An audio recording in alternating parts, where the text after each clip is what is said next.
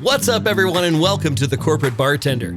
Today's episode is a fantastic conversation with the TCB crew about the future of employer-sponsored healthcare and how we're planning for a return to the hybrid workplace. If you're looking for a frank and earnest discussion on how to build best practices in these areas, you are in the right place. So settle in, kick off your shoes, TCBers, grab your favorite cocktail, and let's get right on into it with the crew on today's TCB. Welcome to SkyTeam's The Corporate Bartender. If you work in HR or make people decisions in your organization, this is the place to be. Now pull up a stool, belly up to the bar, and join us for The Corporate Bartender. Welcome, everybody. Here we are, Wednesday, Corporate Bartender Day, episode 88. It is the 26th of May. Oh, so we got some guests coming up. We've got Ira Wolf on adaptability next week, and then Misha Rubin talking about post-pandemic careers on the 19th. Nice. Today, I've been talking with a few clients over the last couple of weeks, and Ruby and I had a call today with one where we're talking about the whole back to work thing and the hybrid idea. And this one client, they've been working on their plan, and they had a pretty fully baked plan, thought through plan. And they did a survey, and the responses that they got on their survey basically said, we don't want to do the things that we don't even know about that you guys have already cooked up. So they were like, oh, I guess we'll have to rethink that. So it got me thinking, and I started doing a little research. So I wanted to share some news items with you, and then just kind of talk about it as this research is coming in, because we've been talking about return to work for a long time. And, you know, this client, super well intentioned, but they do things like we do them, right? The executive team goes off and says, okay, what do we want to do? And they think, okay, we want to do this. And they ask a few people, and they put together a plan, and then they talk to the entire organization. And the organization goes, man, I'm not really sure I want to do that. Mm-hmm. And they go, oh, well, I guess we have a choice, right? We can go ahead and implement said plan, or we can go back to the drawing board. Mm-hmm. So couple of news items. The first one is unrelated to that, but I thought it was a very interesting one. It's on healthcare, and it's called our employer-sponsored health plans on their way out. And it was pretty interesting. In the article, it talks about how this idea, this paradigm that we live in, has existed since World War II. When companies added healthcare as a means to attract talent, particularly women, which I thought was interesting. And it's been the norm, you know, my whole professional life for sure. But when we think about the way we view healthcare now, I mean, consumers' needs are different. One size fits all coverage doesn't really cut it anymore. And with technology, it doesn't need to really be that way. And it's interesting because in this article, they talk to some younger folks, and the younger folks are like, why does our job give us our health insurance? Why do those go together? They don't give us our homeowner's insurance or our car insurance. Or why do I have to tell my job anything about my medical situation whatsoever? So I think that's interesting. And they compared the paradigm shift to that of pension plans, you know, when that happened in the 80s and 90s, and those things went away.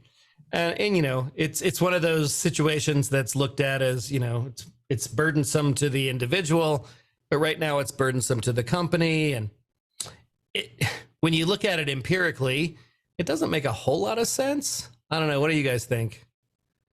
So when I read it, I'm like, okay, I see all those points, but I tell you what, I am not going to go first. Hey, we don't offer health insurance anymore. So who's going to do that? What, you're just going to end the health insurance for all of your employees?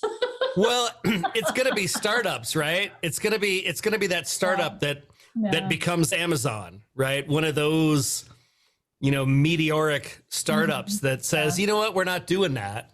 And then that'll become a small trend. And then that, over the course of years, that's how that'll go.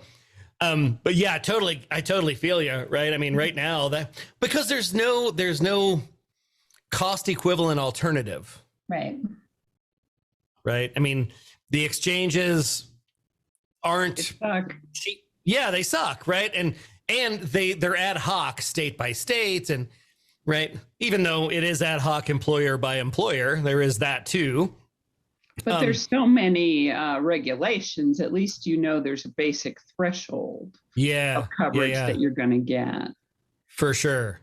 And frankly, anything,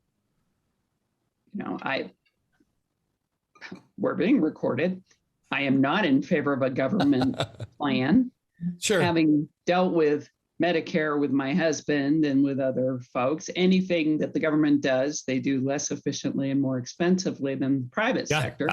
So I've been to DMV. I know. Yeah, right. So I love that, if I could have a State Farm and a Geico and a USAA and have them all bidding for my business instead of trying to avoid my business. Yeah. That's a very attractive option.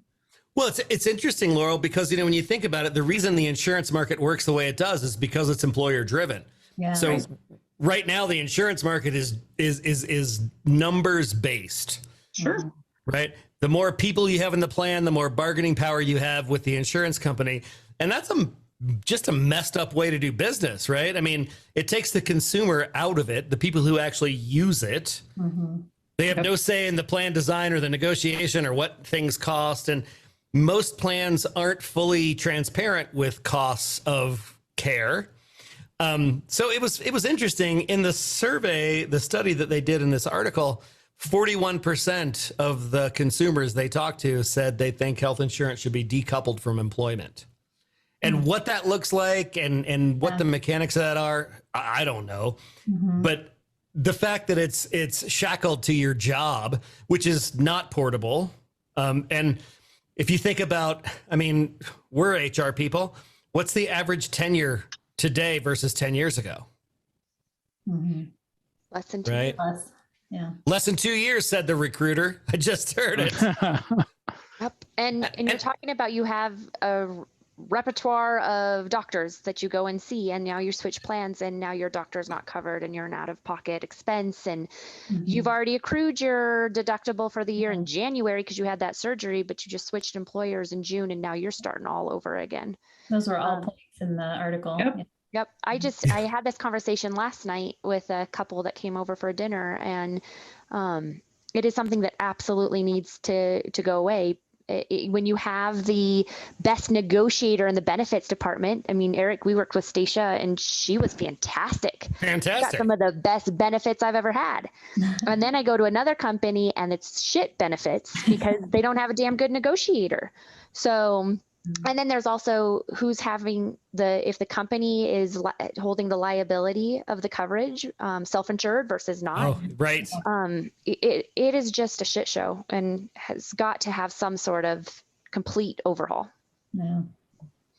There's so much money in this industry in general that's changing hands in a very sloppy way. I assume, Ryan, you're speaking to brokers who advocate aggressively on your behalf to get you good plan coverage. Is that what you were referring to? Is that you had a broker rep who does heavy negotiation with the providers? Is that what you're referring to? Not necessarily the broker. It also could be the leader of the benefit department. Mm-hmm. So they choose not to go with a broker. So it could be either way, internal or having a broker do the bidding for you. Yeah, from the self-insured standpoint. That could certainly apply. Yeah, having owned a couple of companies, I have no interest in being intrusive into people's private lives about their benefits decisions.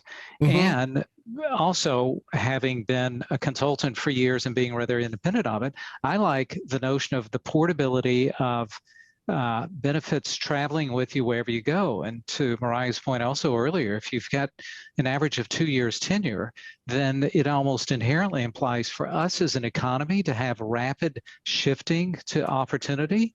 You've got to have people who can carry with them a meaningful plan and not be distracted with that. And employers inherently are not in the benefits business. They're trying to design their products to go after their marketplace and generate revenue that's meaningful for that company's success. And now they have to become expert in something that they're not expert in, but by default, they have to take it on. So I see a lot of problems with it. Laurel, I don't know where I stand on your notion of, well, the government can't be into this, but every other country that's civilized in some fashion has a version of healthcare that's broadly provided by governments. I'm not saying that they're models, but if you go to Canada or of course the UK and others, now the trade-off, of course, is that the efficiencies aren't there and the tax base gets super high. So there are trade-offs, but we're talking about trade-offs now anyway. So I don't know what the magic answer is on this. Well, there's not one. That's why it's still out there. That is why it's still out there. And because so many people have their fingers in the pot.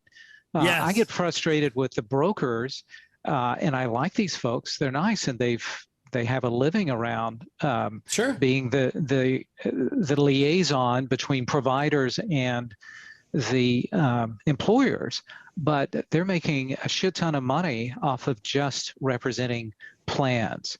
And that's their value set, is that they just serve as a liaison between provider and employer. Well, and there's all the money that's going out there. And the plans are so varied and so complex that their services of people like that are required.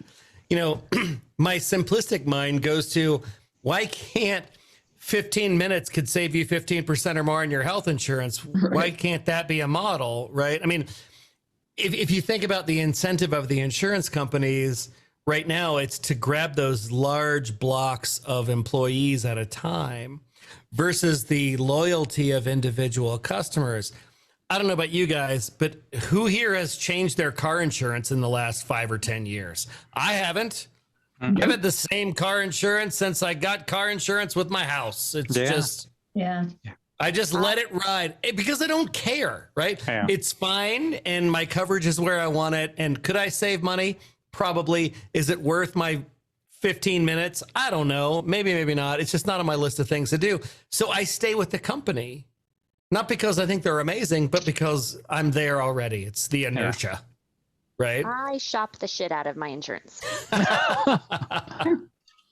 And I do, and I check it. Like I have a broker now that will ping me, but he still can't beat what I'm with State Farm. And he's like, I can't touch it, but I'll still ping it. That Jake from State Farm, I tell you.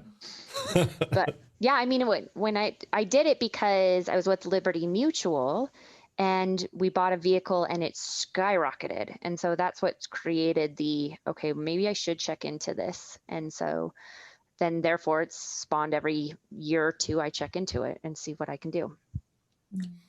But it's definitely not 15 minutes. Yeah, right. No, it's not. And considering all the marketing that's going on out there from the insurance companies, they're making a shit ton of money. A shit ton of money. Yeah. Yeah. Liberty Mutual hired an emu. So those things aren't cheap. Yeah. And a commercial that runs every 15 minutes of the guy singing, is it the Pet Shop Boys song? Where he has the singing lady on the front of the shoot. What is it? Shoot, the black gentleman. Oh my gosh. If this isn't ringing a bell for you guys, then I'm watching too much TV. Actually, we all know the commercial. We're just enjoying watching you twist. You sort of just randomly. Can't you see in my mind what I'm saying? It's right here. And I'm not even going to try to sing it. Well, these guys have, because they try to cold call you if you don't have your number blocked and all of that, between those and the car warranty ones. And I don't know that I've told you guys this story. My husband has figured out how to get them to hang up on him, which telemarketers are never supposed to hang up, right? Mm-hmm. And so I'm interested because my dad has a plan too, and I want to see how this compares. I was just going to say, it sounds like my dad. I think it might be maybe a a theme. Yeah, well, because when you're old enough and you don't give a shit anymore, Right. You're like, he says, and everything he says is completely true. He said, I'm tired of hearing from you guys, and you don't want to hear from me, and you don't want my number because I am 92 years old and I drive a Ford Mustang. No, they do not. my dad goes, I'm so glad you called. I'm so lonely. Tell me, what are you wearing right now? oh no. And this poor guy from India is saying, I have to keep this guy on for 2 minutes minimum I'm so to hit my lonely. quota. There is this great service called RoboKiller. Are you guys Yes. familiar with that one? Yeah. Where they Yeah. have like 15 or 20 different recordings so that when you get these spam callers, then, someone is answering the phone and they're leading them down this awful path, like they're in a busy auto repair shop and they just can't hear them. So they ask them to speak Oh. louder. And then they say, you probably want to talk with Joe, right? And they just keep the person Yeah. going. And you can then listen to the recording Yeah, and hear they these poor record it. people. Yeah. That's Yeah, funny. my dad subscribes to that. He has no apps on his phone. He has that app. Yeah, loves the torture, the caller. The telemarketers. If, Yeah. if somebody picks up and they interact, then don't they move on? Like if nobody picks up, don't they just keep dialing? Like they keep repeating. So if you have something answer, then it takes you off the list or moves you down the list or something. Is that right? And my dad's thought is that if it delays that guy for Right, X right. number of minutes, that's 5 people that don't get called that day. Yeah, so it's My a dad public always service. gets super mad about, and he'll want to argue with these people because he'll, calls on Sunday at 5 p.m. And do you realize what day it is? What day is it? Right. Sunday. Right. What time is it? Where am I? What time Yeah. is it? Like he'll just hound them. And He's my like- mom's like, Brian, hang up the phone. He's like, how about I call you back during your dinner? We talk about this. Yeah. Yeah, that's his shtick. From insurance companies to telemarketers, all the things that get in our way every day. I tell you what's just gotten in my way. I just opened up the chat box and I've gotten as far as boobless. You missed that? That was so 20 minutes. And I know, but I'm just now catching up on the chats. And David, you can spell that word on your calculator if you turn it upside down. Yeah, that I know. Channeling a 10-year-old boy. Oh, Okay. 10, 50, whatever. It's all the same. So these next couple articles are all on this hybridized workplace idea. This first one I thought was interesting because as we're sort of getting into this pattern, research is starting to come in. And this is some initial research on teams working remotely versus co-located teams. Now, granted, they were looking backward at co-located teams prior to the pandemic, but what their initial findings indicate is that dispersed teams, they succeed faster. So that's the upside, right? They get to positive results quicker, but they hang on longer than do co-located teams. So they fail more slowly, which opens up a whole host of questions for me around, failing inside a corporate culture. Because a lot of times we'll go into an organization and I'll ask the question, is it okay to fail here? And people will say, absolutely. Yes, totally. Right. And it, whether it is or it isn't, there's a mythology that it isn't that's pervasive in a lot of, especially technology companies, because that's my history. So that's where I speak from. Yeah, same here. Right. Where there's a fear that, they heard the story about that one guy who blew something up and got railroaded out of town. Even if that didn't happen. So I wonder, the implications around the fail bit. For me, I wonder what that means and what that looks like long term. But I thought the initial findings were interesting in that the dispersed teams, because we talked a lot about how, geographic dispersion can make innovation slower or not, right? But these teams in this study got to successful outcomes quicker than co-located teams. I thought that was interesting. I don't know. What do you guys think? That is interesting. Laura, you read it. What did you think? I did. I think I think some of the tips that they were giving is true before, during, and after COVID, though. Right, around how you put in systems so that projects get early, feedback, and you give them an exit path, and all of those things. I don't know, the things we don't always do. right. And so I get their research pointed in these directions, but I think that there's also a lot to, it doesn't really matter as much where they are. It's more the system in which you operate, about how are things rewarded, what are expectations are set, how are budgets set, how are projects funded. There's systemic things that can also drive these things that could be true for sure in any setting. Yeah, for sure. Yeah. The last article here, before we get into the big one, was this article that came out literally yesterday. It said, "Don't let employees pick their work from home days." And yeah. And it was funny because the client that we were talking about earlier, they basically had a plan that said, we're going to be in the office these days and out of the office these days. And they asked everybody after they had sort of formulated the mechanics of the plan. And the employees said, we don't really want to come back to work, I don't think, so much. And if we do, we want to pick. We want to pick the days. We want to pick our days. We want to. That gave me like red flags today. I was like, you can't. Like, you still have to be like the parents. You still have to create some kind of structure, I think. So it's interesting, right? Some of these people in this article and other articles, right? There are some folks out there who say, you know what, I treat my employees like adults and I let them make the call.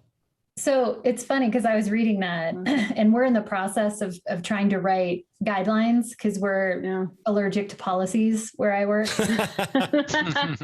Guidelines are better. They're way more defensible. And so but it's more guidelines around, we know flexibility, and it's just flexible work arrangements. That can be the hours you work, the days you work, the location that you work, any variety of these things. And kind of just trying to put together, you got to think through these series of considerations. And ultimately, right, the supervisor and the employee can have this conversation, and the employee might have a preference. And there might be business reasons that override the preference, right? And so, but it's kind of this negotiated thing. And your request in isolation is no problem. But when I've got 3 people and they all have weirdo conflicting things, then the team can't operate effectively. And then we can't deliver, we can't. And so it's kind of all these layers. And so part of me is just sort of cringing at the ambiguity of that with certain leaders that pop into my head. I'm like, well, that's going to be a friggin' train wreck, right? Like, you're not going to be able to figure this out. So they're brilliant, but dumb. You know these folks? They're brilliant. I've never worked with any of those people. But they can't find their way out. Hey, they keep us in business. Yes. So, but I was thinking about my team, and I would say this, if any of them were here on the call, I lean way more towards, you guys tell me what you want to do and we'll figure it out, because we have a high trust relationship. I have really high performers. I have trust that we'll work that out. And they know that I'll say something if I'm like, that's not working or whatever. And so I think it's more case by case than it can be organization. Right? Because if you said as an organization, everybody has to be in the office on Tuesday and Wednesday, and then you can pick your other days or whatever. Except it can't be Monday or Friday. Right. Yeah. Exactly. I think the arguing that would ensue would waste at least 12 months versus in our culture and the kind of work we do, making those much smaller groups of decision-making points is going to be much more important. Plus, we have ridiculous amounts of travel that people do. So they're like, it doesn't, well, it's supposed to cut back to 75% of what it was. And the budget matches that. So we'll see. But that still means a lot of people are traveling a lot. And so then there's that piece of it. It's like, well, I'm out of town those days. So then do you want me to switch those days? Is the whole team going to switch those? Because we're both at the thing. And like, that's where things get gnarly if you start being like saying this is how the whole organization is going to go. For us, that would be a disaster. Yeah, we're ending up with our hybrid being more rigid than it was when we were in a Monday through Friday situation. It's like, excuse me? This is crazy. Because let's face it, and this is true in not every place I ever work, but in the majority of them, by Friday afternoon, you could drop a bomb in your office and not hurt a soul. Yeah. Especially when the weather is really good or when it's powder day. The snow's really fresh, yes. Right. Yeah. Right. and so this, I guess Thursday's the new meeting day for everybody because it seems like everybody's going to be around on Thursdays.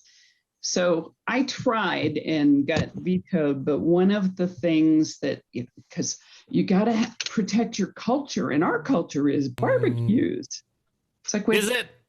We have 3 a summer. How does that define your culture?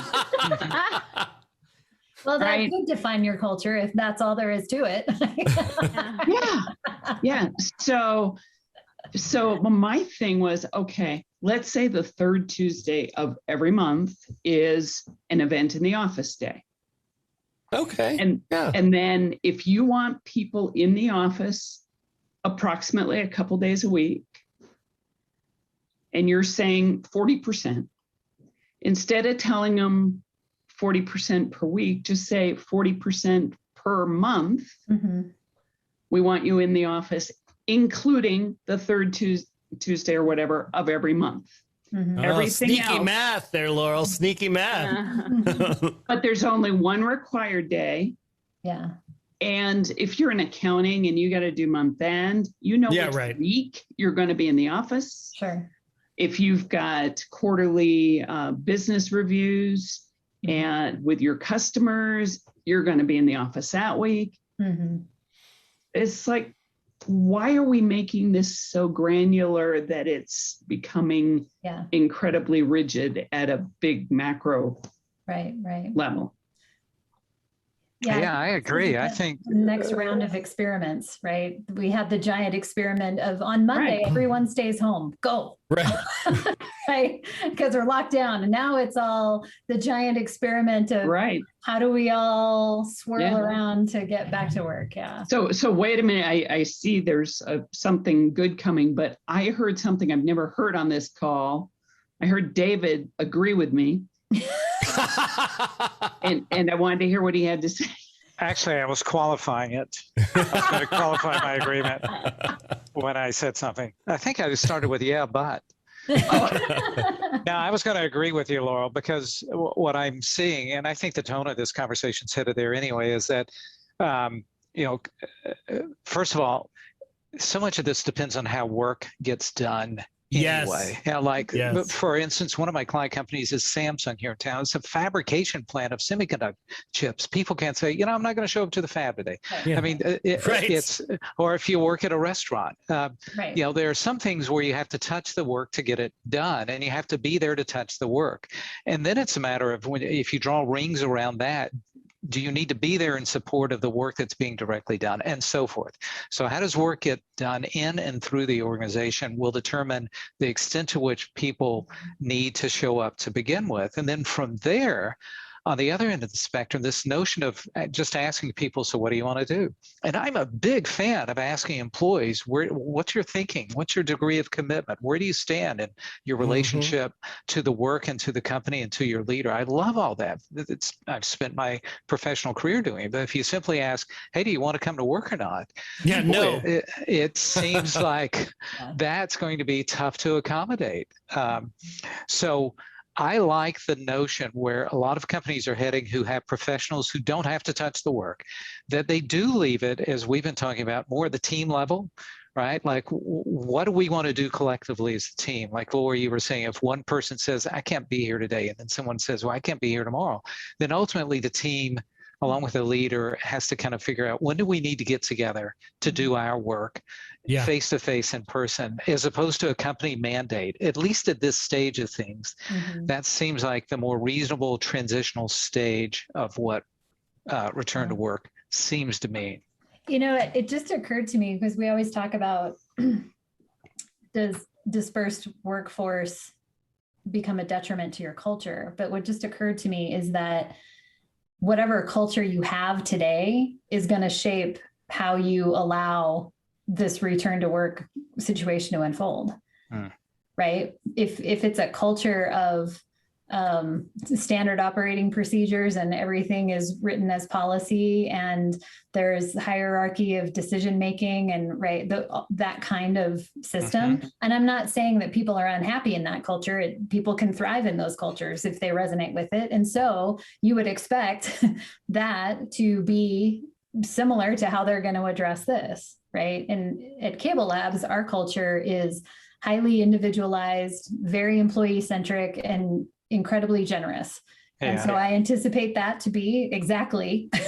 And you'll apply those cultural interests to this new condition that presents itself. Yeah, I agree there as well, as that, if you say, part of it's like the values we set, right? High integrity, high communications, have fun at work, right? Respect individuals.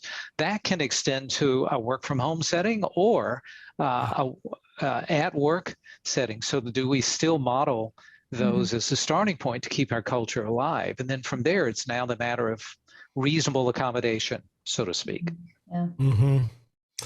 I love everything you guys just said.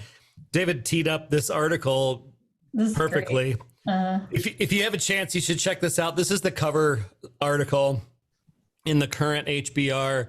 And basically the crux of it all is, in order to do this right, you got to look at it through a bunch of different lenses, right?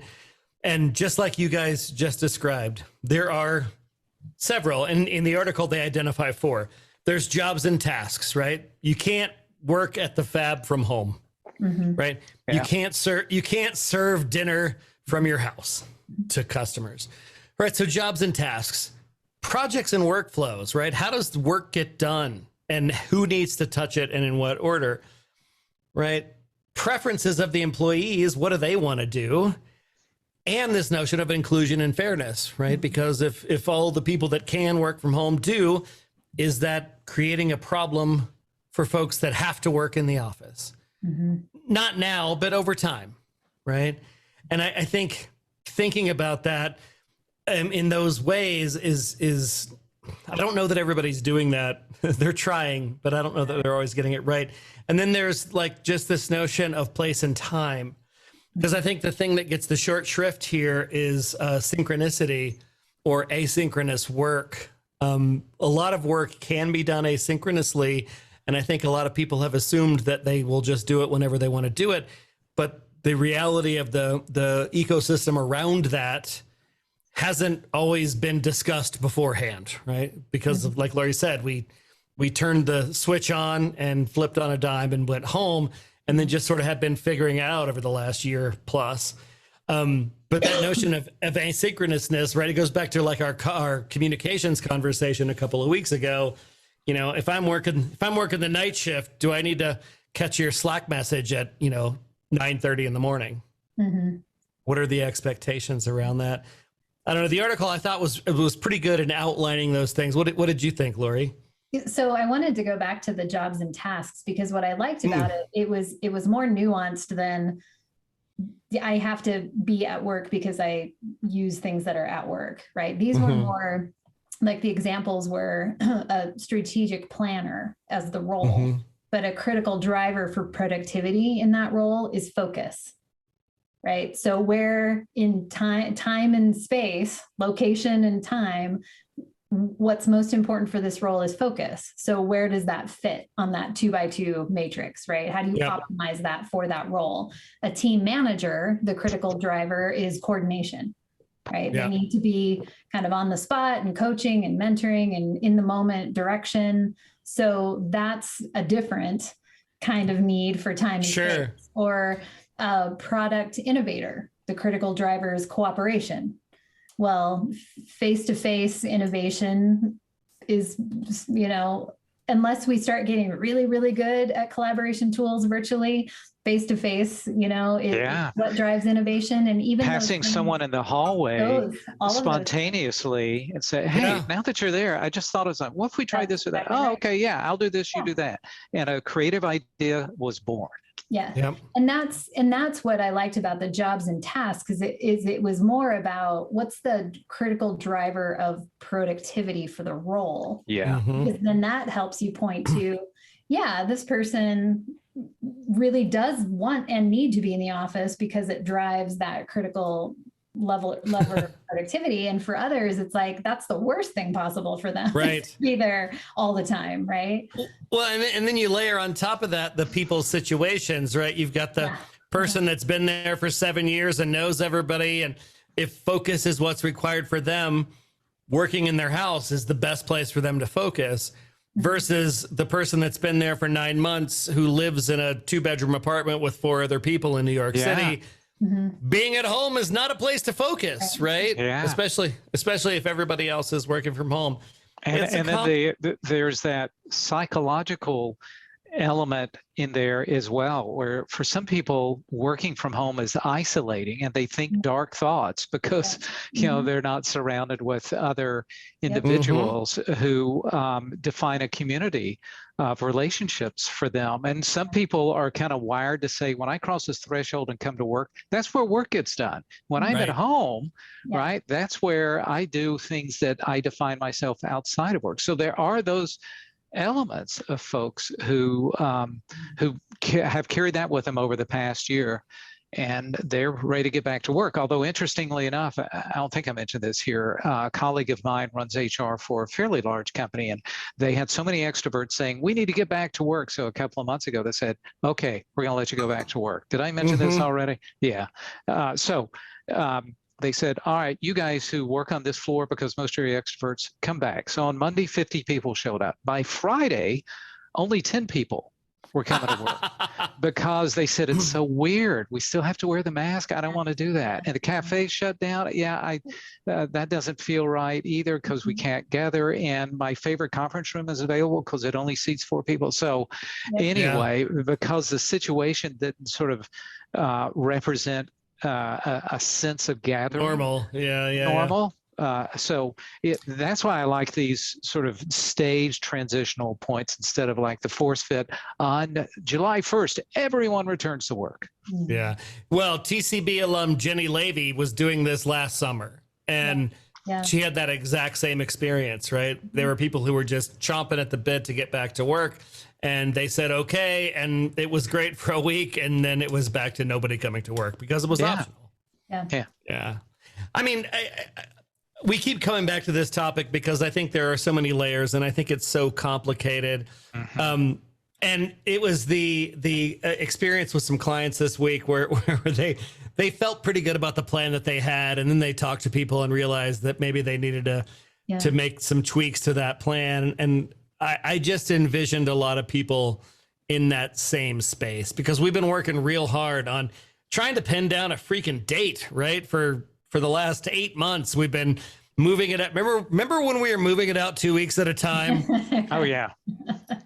Right. Our challenge right now, because we have an optional return to work June 1st to anybody's level of comfort, right? But we have to know, are masks required or not? Is the break room going to be opened or not? And we've got Colorado office, we've got California office, and we've got Pennsylvania office. So you're looking at, CDC and state and local, right? Requirements. And our CEO, Phil, is adamant about, we are not asking people their vaccination status. We are not doing it. That answers that. California said, we'll fine you if you don't record and track people's vaccination status.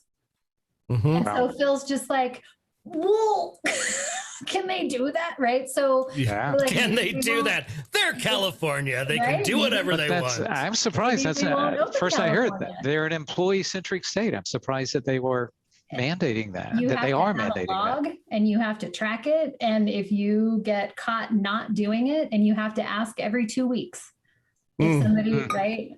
It's really rigid. Good grief. Kind of Yeah, it sounds burdensome.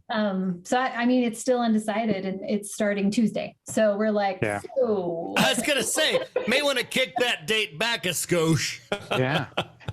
that And was things my are Slack changing message today. so fast too. I mean, it just seems like we're rapidly emerging Yeah. out of this. So who knows where we'll be 2 weeks from now, from It- 2 weeks ago. David, that's a great point. Right now, it feels almost to me like it did in March of 2020. With The the- rapid, yeah. The rate at which things change and the information that we're getting and the things that we're learning, it's just it's fire hose, volume. We were drafting this new protocol, and every other day we're like, well, California came out with this. Well, Pennsylvania said no restrictions ever for anyone, and Yeah. and so we couldn't land on anything because it kept changing, and it's not done. But what a great conversation. Thank you guys all for chipping in on that one. And, this is a big meaty topic, and I didn't expect to solve anything today, but, thinking back to why we started doing this in the first place, and it's sharing those ideas. And I love, being able to share some client perspective and hearing what you guys are up to and where those things line up and where those things digress. And I appreciate each and every one of you. So let's do some funny things and go have dinner. Funny thing number one today, asked a guy if I could pet his dog, and he said, "My wife is coming back in a minute." "Sir, I'm only interested in your dog, but it's kind of reassuring that none of us knows how to function in public anymore."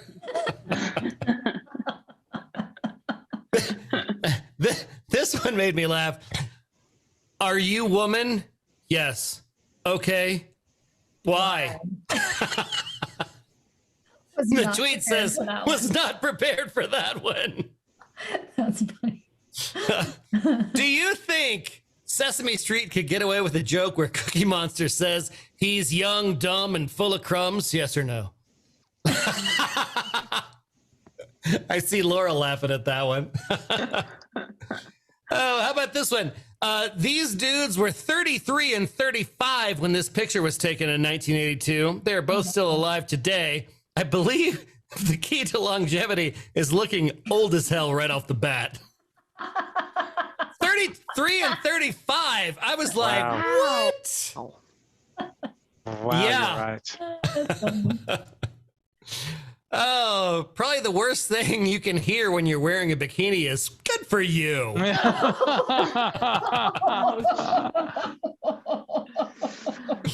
How about this one? Getting out of your car in the 90s be like you're taking off the radio faceplate, getting your club on. Mhm. The faceplate, I remember that. Yes. Accurate. I used to hang out with a dude who didn't have the faceplate. You had to pull the whole radio. Oh, So we'd Yeah. go to the movies or whatever. He'd be carrying like a little lunchbox. I'm like, Oh my God. yeah, I know, weird. My wife said she was getting a mammogram, and I said, "Whoa, Black Betty," and then I learned something. I don't get that one. Sing it, Ruby. Blam blam. Nope, but you have to say mammogram. Oh my God. Whoa, Black Betty, mammogram. Whoa, Black Betty. God, I had to be walked through that one I didn't. I was like, every step of the way. But now Yeah. I'm there. And it's a song that all you old people should fucking know. And now we'll have that song in our head for the rest forever. of the night. Yeah. the wrong You're lyric. welcome. The You're wrong welcome. way. Thank Yeah. you. Yeah. It will replace the song in my head from that. What was that commercial? The commercial. Oh, the commercial. I know what it is now. Pet Shop Boys.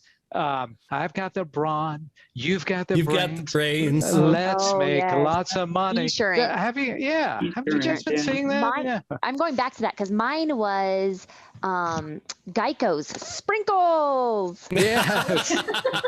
I love that one. Oh, Yeah. insurance There's something to look companies. forward to. And the last funny thing just made me laugh and kind of creep me out at the same time. This is just shadows from water bottles. Oh, Oh Ew. my God. oh, that's not okay. Yeah. That's not Wow. okay. That's terrible. Good grief, that is It's creepy. That would scare the living shit out of you. Yeah, Yeah. I'd look for a gun. Yeah, it's like walk by and oh shit. Yeah. Oh, Yeah. That's awful. Mm. there you go. Today's Good Feel story. This is a guy in Northern Virginia who turned his unexpected inheritance into a random acts of kindness campaign where he took his 3-month-old grandson, or his 3-year-old grandson now, on his bike, and he went around and he handed out $100 a day to people who needed it with a note that said, please accept this random act of kindness. And if you don't need it, feel free to share it with others. Mm. Awesome. And I thought that was pretty cool. So he went around for a month giving out $100 at a time. I love that. Thought that was pretty cool. Yeah. Today's semi-quarantine cocktail is travel is back, baby. And who knows what's going to happen. It's a riff on the woo-woo. If you guys went to bars in the 90s and 2000s, woo-woos were probably on your shot repertoire. No, This is the No. this is the Never. full-fledged version of the woo-woo. So per Airbnb, bookings are currently at 2019 levels already. Whoa. Gonna need a little vodka, even though we still can't go to many other countries, even Canada. A little bit of schnapps. 60% of folks plan to travel more than they did in 2019 in 2021, according to a study. 4 ounces of cranberry juice, but they still don't really want to fly. 2/3 of those people said they're not really wanting to fly. So after you drop in your lime juice, you better go rent that RV because those rentals are off the hook right now. Need a little bit of ice, and a different study, 50% of the people they talk to are taking a solo-cation. They're going somewhere by themselves, I guess because they've been stuck in their homes with other people that they don't want to be around anymore. Interesting. Tack it with a wedge of lime, and business travel may never, ever be again what it was. Again, according to the CEO of Airbnb. But hey, we can work anywhere from these days. Woo-woo. Woo woo. Nice. All right, guys. Thank you. So good to see you all. Wednesdays are my favorite days. You're my favorite people. Love you all. Next week, we have a guest. We're going to talk about something fun. So come hang out, and I will see you next week. Peace out, everybody. Bye. Take care, everyone. Have a Bye. great long weekend. Yeah. Great long weekend. Woo! Thank you so much for joining us today. If you had a good time and learned a thing or two at today's happy hour, please share it with your friends. If you want to join our tribe, head on over to skyteam.cloud/TCB or email us at info@skyteam.com. That's SKYE team.com. Thanks again, and remember, you've always got friends at the Corporate Bartender.